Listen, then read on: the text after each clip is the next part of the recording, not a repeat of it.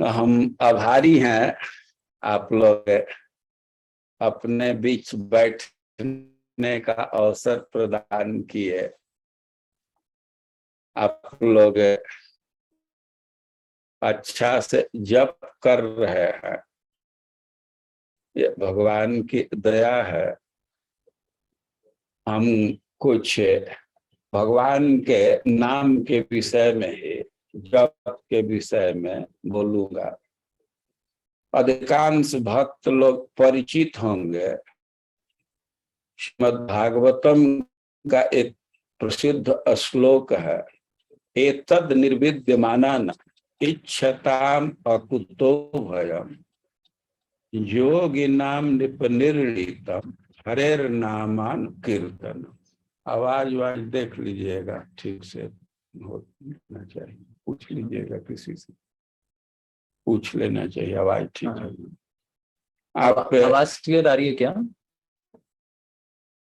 आवाज ठीक है ना? सुनाई दे रही है? यस महाराज जी। तो आप लोग भागवतम सुनते रहते हैं, पढ़ते रहते हैं। श्रीमद् भागवतम प्रश्न और उत्तर के रूप में परीक्षित महाराज का मूल प्रश्न है कि जो म्रियमाण व्यक्ति है उसका कर्तव्य क्या है। म्रियमाण मतलब जो मरने वाला है। तत्कालिक अर्थ लिया जाए और परीक्षित महाराज मानो अपने विषय में पूछ रहे हैं, क्योंकि उनको साफ हो गया था कि 7वें दिन मृत्यु होनी है। लेकिन व्यापक दृष्टि से देखा जाए तो सबके लिए प्रश्न। उसका कारण यह है कि सब लोग म्रियमाण है, सब लोग तो मर ही रहे, रोज मर रहे। हमारे शरीर में रोज परिवर्तन हो रहा है। अब कहीं कहीं माइलस्टोन मिल जाता है तो परिवर्तन दिखता है, कोई कोई परिवर्तन है क्यों दिखता नहीं है, बुद्धि से बात समझ में आती है। जैसे आप नदी के धारा पर विचार कीजिए, नदी में स्नान कर रहे हैं, जिस जल में प्रथम डुबकी लगाए और उसी में दूसरा डुबकी नहीं लगा तो पानी तो आगे बढ़ गया ना, लेकिन नदी देखने में तो वैसा ही लगता है। तो उसी तरह हम लोग रोज मर रहे हैं, लेकिन इसका अनुभव नहीं कर रहे हैं। पता तब चलता है जब फोटो पुराना देखते हैं या अपना पिक्चर, अपना तस्वीर देखते हैं, जो हम पहले 10 साल पहले थे नहीं है। लेकिन ये जो विभिन्न अवस्था है से भगवान बोल रहे हैं, देहिनुस्मिन यथा देहे कौमारम यौवनम जरा। कोई छोटा सा बच्चा है, फिर कुमारावस्था को प्राप्त हुआ, फिर किशोरावस्था को, युवावस्था को, वृद्धावस्था को। तो ऐसा तो नहीं है कि 1-2 दिन में अवस्था बदल जाती है। अवस्था रोज बदलते बदलते वेकेशन पर पहुंचते हैं तो लगता है क्या इतना परिवर्तन हो गया। जैसे नदी का धारा निरंतर बह रहा है, एक जगह खड़ा हो जाइए तो पानी बढ़ता जा रहा है। नदी देखने में तो ऐसा ही है, लेकिन पानी बदल गया ना। वैसे हम रोज मर रहे। सुनते हैं कि मेडिकल साइंस वाले भी कहते हैं कि हमारा ऊतक सब नष्ट होता है, नया बनता है। तो एक दृष्टि से देखा जाए तो सब व्यक्ति म्रियमाण। और परीक्षित महाराज का तो एक निश्चित है कि 7वें दिन मृत्यु होगी, कम से कम 6 दिन नहीं मृत्यु होगी। लेकिन हम लोगों का उतना भी गारंटी नहीं है। 7 दिन के अंदर किसी दिन, चाहे सोमवार, मंगल, बुध थे, अब ये नहीं है कि 7वें दिन, उसके अंदर भी कोई मर सकता है। निश्वासो नहीं विश्वासो कदा रुद्धो भविष्यति। इस सांस का कोई विश्वास नहीं है कि इसका कब रुक जाएगा। तो सब लोग म्रियमाण है। तो इस दृष्टि से देखा जाए तो सबके लिए प्रश्न है, म्रियमाण व्यक्ति का क्या कर्तव्य। सब म्रियमाण, तो प्रश्न सार्वभौमिक है, सबके लिए। इसका उत्तर दिए हैं सुखदेव गोस्वामी। पहले उत्तर दिए, तस्मात् भारत सर्वात्मा भगवान निश्चरो हरि श्रोतव्य कीर्तव्य स्मर्तव्य चिच्छता भय। कई एक शब्द का प्रयोग कर रहे हैं, उसकी व्याख्या मैं नहीं करूंगा समय अभाव में, लेकिन कर्तव्य निर्धारित कर रहे हैं कि समय तो ऐसे बिता रहा है। तस्मात् भारत सर्वात्मा भगवान ईश्वरो हरि। एक तो भगवान के लिए कई एक शब्द दे रहे, बहुत प्रिय हैं, अपने हैं, कंट्रोलर हैं। और कर्तव्य के विषय में बोल रहे हैं, श्रोतव्य सुनना चाहिए, कीर्तितव्य कीर्तन करना चाहिए, स्मर्तव्य इच्छता भय स्मरण करना चाहिए। और अनेक साधन है श्रेय के, लेकिन सबसे श्रेष्ठ है श्रवण करना, कीर्तन करना और स्मरण करना। ये साधनों का राजा है। वो उत्तर तो दे दिए, लेकिन मानो परीक्षित महाराज कहे ठीक है, हम मान लिए कि तीनों सबसे श्रेष्ठ साधन है, भगवान की कथा सुनना, उनका कीर्तन करना, उनका स्मरण करना। लेकिन ये तीनों में राजा कौन है? राजा में भी कोई चक्रवर्ती सम्राट होता है, तो राजा हैं, लेकिन चक्रवर्ती सम्राट कौन है? तब सुखदेव गोस्वामी श्लोक बोल रहे हैं कि एतम निर्विद्यमाना इच्छताम अकुतो भयम योगिनाम निपनिर्णीतम हरेर नामानुकीर्तनम। ये कह रहे हैं कि निर्विद्यमाना, संसार के लोगों का विभाजन कीजिए, वर्गीकरण कीजिए। एक ग्रुप आएगा जो निर्वेद को प्राप्त हो गया। निर्वेद मतलब वैराग्य। अब अपने संसारिक जीवन से उबन महसूस कर रहा है, गृहस्थी के जीवन से उबन महसूस कर रहा है। वो परिवार के समस्या से इतना तंग हो गया है, अब इतना भारी लगता है कि उसके मन में यही इच्छा होती है कि अब इसका त्याग करके कहीं एकांत में चला जाए, वन में चला जाए, किसी तीर्थ में चला जाए। अब घर गृहस्थी में नहीं रहना चाहता। बहुत सारे ऐसे लोग मिलेंगे। तो इस ग्रुप को कहा जाएगा निर्विद्यमाना, जो अब निर्विद्य को प्राप्त है, संसार का त्याग करना चाहते हैं, पुत्र परिवार का त्याग करना चाहते हैं। तो जरूर ऐसे लोग हैं, बहुत लोग मिल जाएंगे। लेकिन एक दूसरा ग्रुप है इच्छता।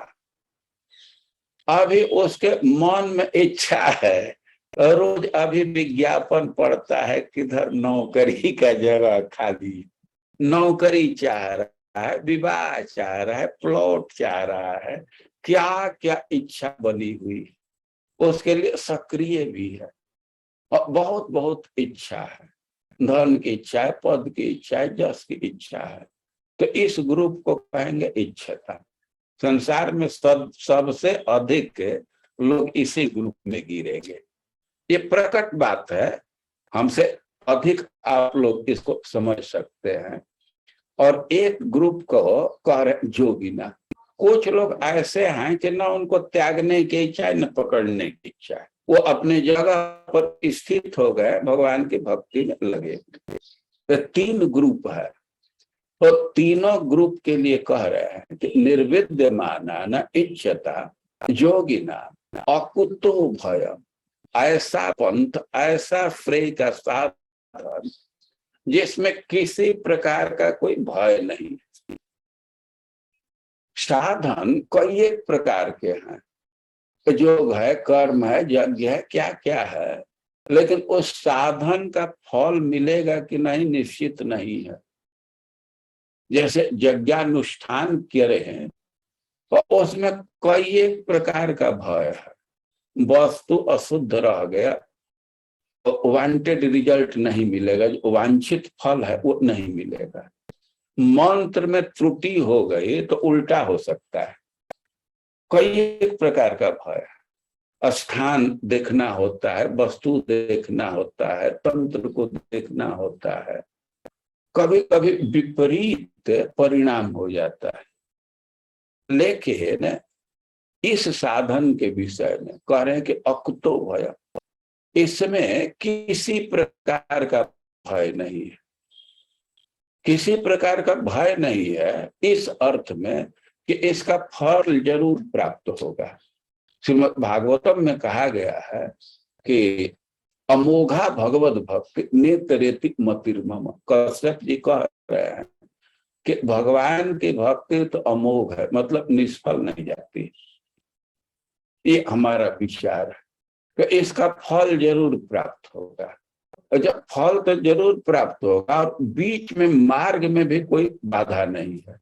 कोई शुद्धि पूर्वक जप करे, अशुद्धि पूर्वक जप है, उसमें बहुत अंतर नहीं पड़ता है। कोई ज्ञान शास्त्र का है नहीं है, उससे कोई अंतर नहीं पड़ता है। तो यह अकुतो भयम, ये सेफेस्ट मार्ग है, इसमें किसी प्रकार का कहीं से भय नहीं। अरे भाई क्या भय, क्या मार्ग है? तो कह रहे हरेर नामानुकीर्तन, भगवान हरि के नाम का निरंतर कीर्तन, अनुकीर्तन, नामानुकीर्तन।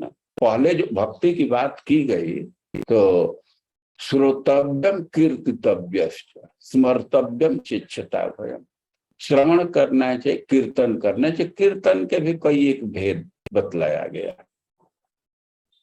लीला कीर्तन, गुण कीर्तन, नाम कीर्तन।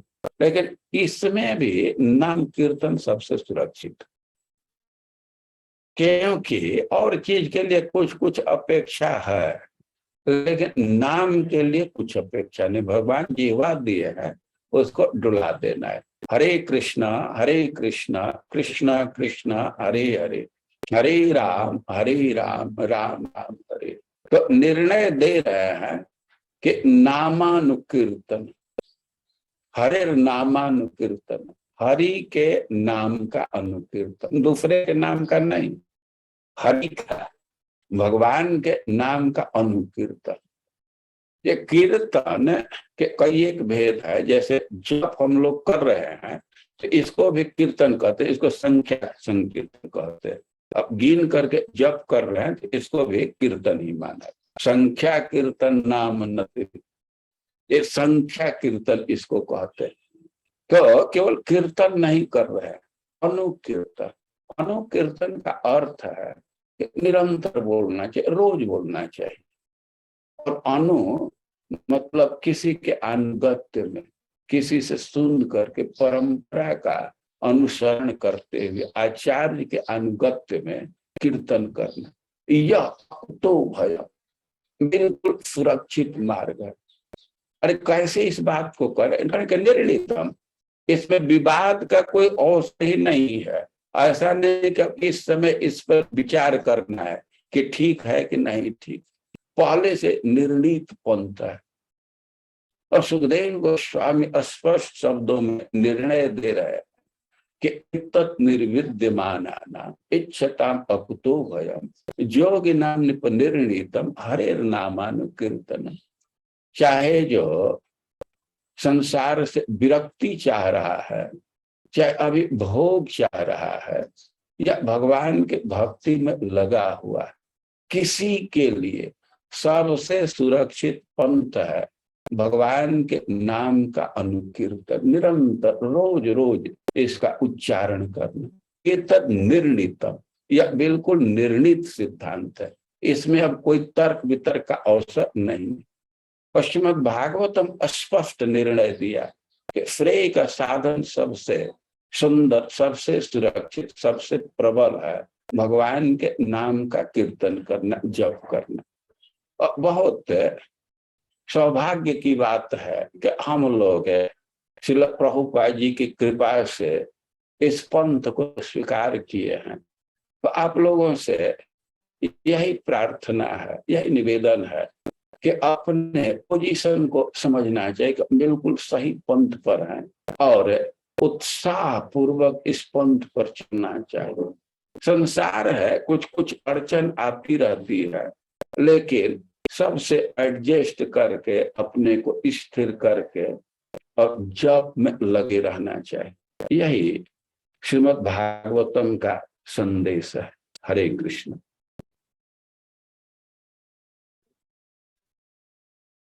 हरे कृष्णा। थोड़ा अधिक समय ले जी लिया। महाराज, आपने तो पूरा क्रक्स में, जैसे महाराज बिल्कुल डीप, बिल्कुल हार्ट में हरि नाम का महिमा क्या है बिल्कुल सीरियस मार गए कर दिया। और आपका किसी तरीके से किसी प्रकार से हम ऋण नहीं चुका सकते महाराज, आशीर्वाद ही मांग सकते हैं कि इस प्रकार का जो जप है हम भी कर सके। तो बोल दीजिए। किसी का कोई प्रश्न है?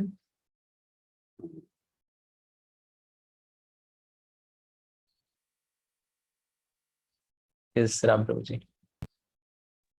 हरे कृष्ण महाराज जी, दंडवत प्रणाम। महाराज हमेशा बहुत अच्छा लगता है आपसे, बहुत परम सौभाग्य होता है कि आपसे श्रवण करने का अवसर मिलता है। आपकी रामायण सीरीज भी थी और सारे जैसे आप श्लोकास को समझाते हैं तो बहुत अच्छा लगता है महाराज। जब भी आपसे अवसर मिलता है तो बहुत बहुत धन्यवाद आज के इस जपा टॉक के लिए भी। महाराज मेरा प्रश्न था कि कैसे निरंतर, जैसे आप कह रहे थे कि निरंतर हमें नाम में लगे रहना चाहिए, तो इसका अर्थ क्या है महाराज, और मतलब इसको कैसे हम फॉलो कर सकते हैं? ठीक, अनुकीर्तनम, निरंतर। और निरंतर का कोई एक अर्थ किया जाता है। एक तो निरंतर का अर्थ है कि 24 घंटा बोलते रहो, लेकिन अब यह संभव हो तो बहुत अच्छी बात, नहीं तो नित्य का एक अर्थ है कि रोज। नित्य का एक अर्थ है रोज, गैप नहीं होना चाहिए। या कभी कभी इसका अर्थ यह भी कर दिया जाता है कि नित्य मतलब संडे सैटरडे जो कर रहे हैं तो ये करते रहना चाहिए।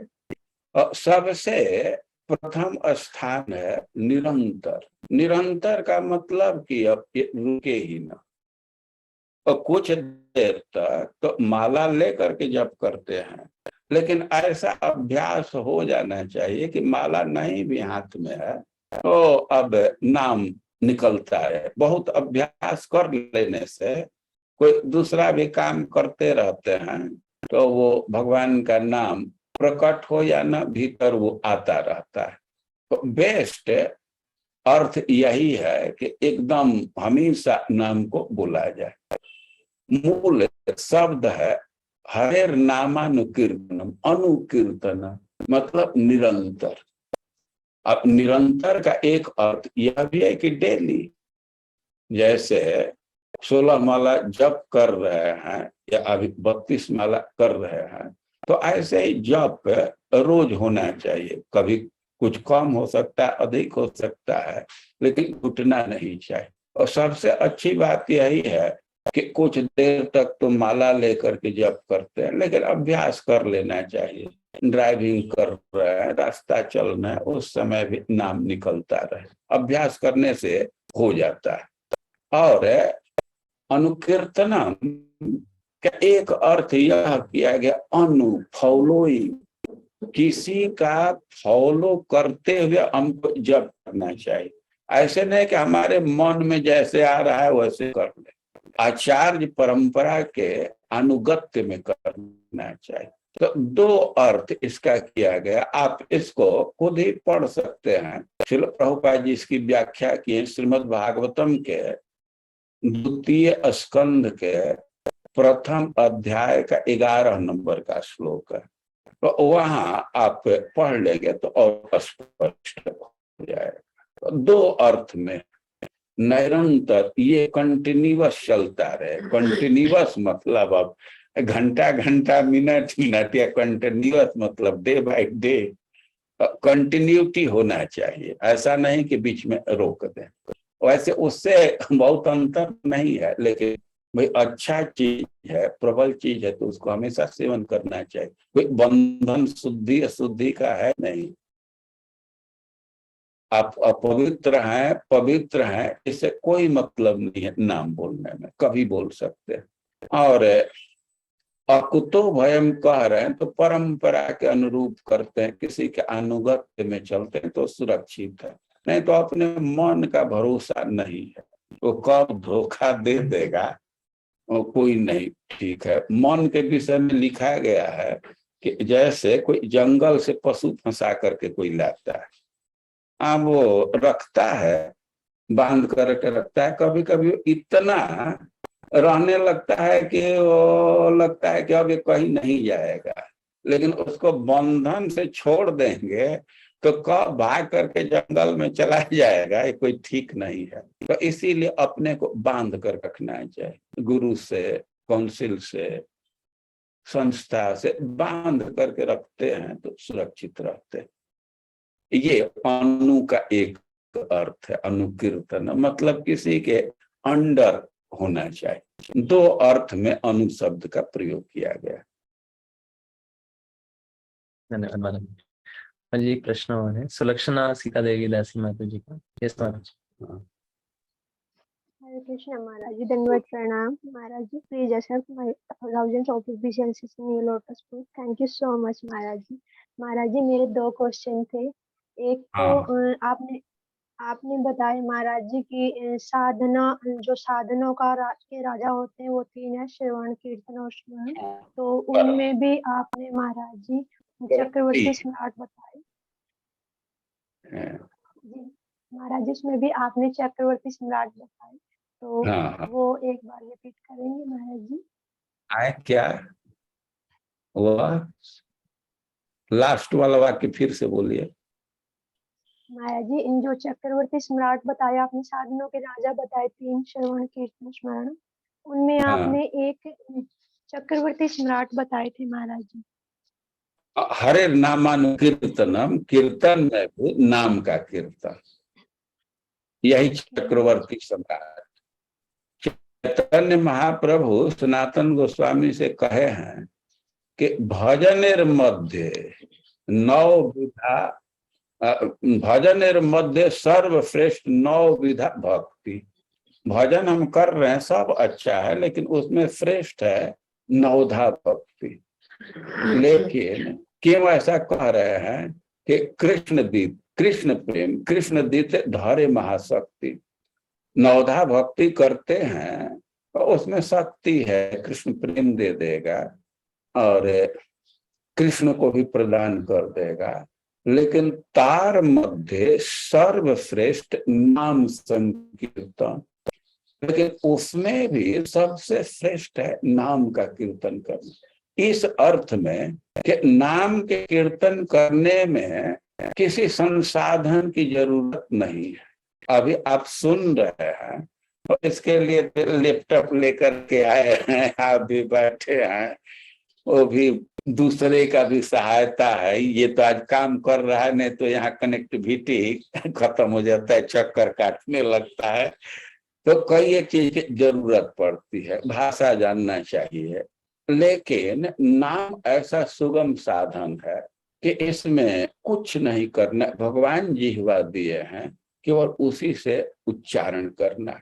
हरे कृष्णा कृष्ण कृष्ण हरे हरे, हरे राम तो इसलिए इसको चक्रवर्ती कहा गया। ये विश्वनाथ चक्रवर्ती ठाकुर का विचार है, वे अपने कमेंट्री में इस बात को लिखे। कोई राजा ही चक्रवर्ती राजा होता है ना, तो 3 राजा हैं, लेकिन उसमें भी चक्रवर्ती राजा है कीर्तन, नाम कीर्तन। अब दूसरा पूछिए, एक प्रश्न हो गया ना?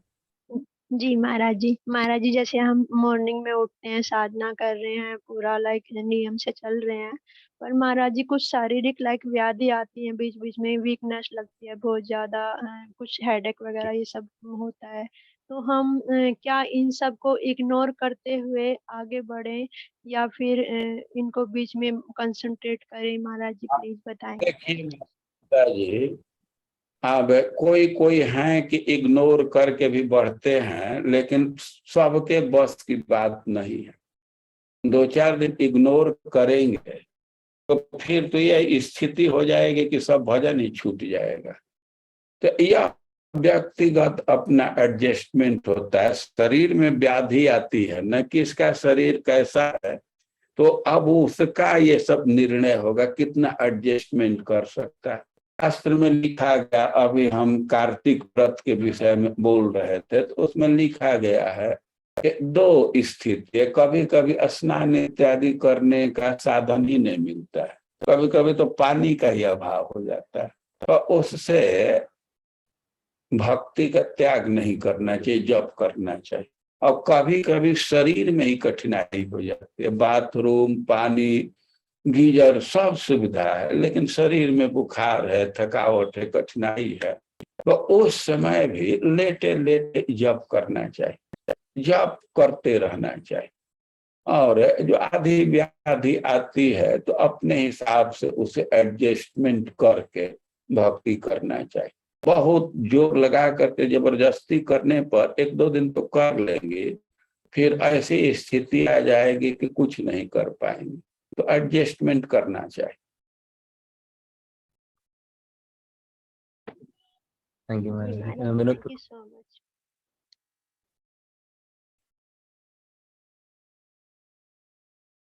हरे कृष्णा महाराज, दंडवत प्रणाम आपके चरण कमलों में।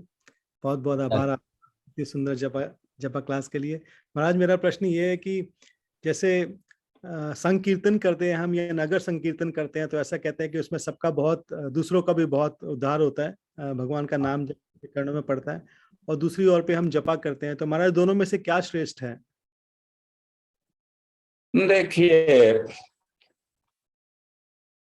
दोनों में से श्रेष्ठ तो कीर्तन है, नगर कीर्तन जो करते हैं, लेकिन वहां भी एक है ना, उसके लिए तो भक्तों को जुटाना पड़ेगा, या कुछ माइक जुटाना पड़ेगा, कुछ साधन तो चाहिए ना, उससे दूसरे का भी लाभ होता है, इसलिए अच्छा है।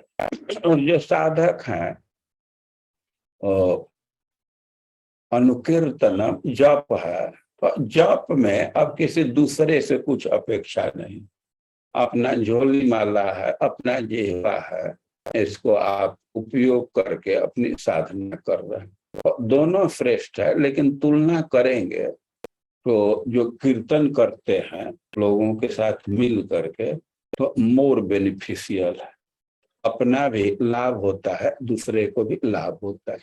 ये हरिदास ठाकुर इस विचार को दिए हैं। चैतन्य महाप्रभु और उनके बातचीत में वहां एक प्रश्न खड़ा किया गया कि चिंता है कि जो स्थावर प्राणी है, वृक्ष इत्यादि, उनका कैसे उद्धार होगा। तो सिद्धांत यही दिया गया कि जोर जोर से कीर्तन किया जाए, तो जो स्थावर प्राणी है, जिसमें चेतना का अभी पूर्ण विकास नहीं है, तो उनका भी उद्धार हो जाएगा। तो रिजल्ट के दृष्टि से देखा जाए तो कीर्तन करना मोर बेनिफिशियल, लेकिन उसके लिए संसाधन की भी जरूरत है।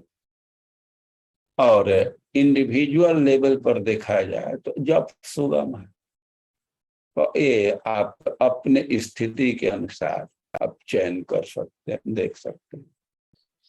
थैंक यू महाराज। तो इसको ऐसे समझा जा सकता है कि नगर संकीर्तन ज्यादा श्रेष्ठ है, लेकिन जपा ज्यादा प्रैक्टिकल है हमारे लिए।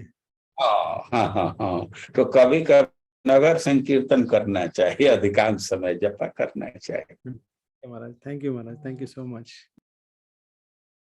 Thank you so much Maharaj ji. तो महाराज जी, ठीक है, आप लोग एक अवसर दिए, बहुत बहुत धन्यवाद। बोलने में त्रुटि होगी, सुधार करके ग्रहण कर लीजिए। महाराज जी के लिए भक्ति वेदांत टाइटल बहुत ही एप्ट है। महाराज जी भक्ति में बहुत ही प्रचुर है, और वेदांती कितने ज्यादा, कितने महावेदांती है, हर चीज का शास्त्र के आधार पर कोट करके उसका उत्तर देते हैं। तो महाराज जी का किसी भी तरीके से हम धन्यवाद नहीं कर पाएंगे। महाराज जी बस हम हरे कृष्ण महामंत्री है, उसी के द्वारा धन्यवाद कर पाएंगे। यही सब है, साधन सिद्धि सब यही। हरे कृष्ण महामंत्र करेंगे 3 बार महामंत्र बोल करके।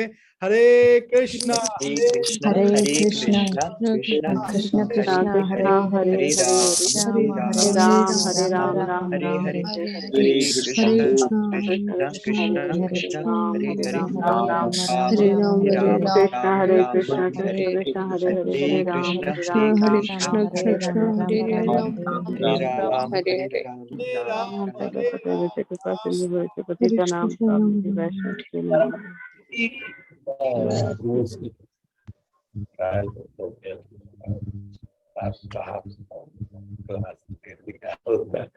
कि उधर से कुछ आवश्यकता है। बाद में है गरीब मतलब हम लोग निमंत्रण के लिए गए थे, मतलब ये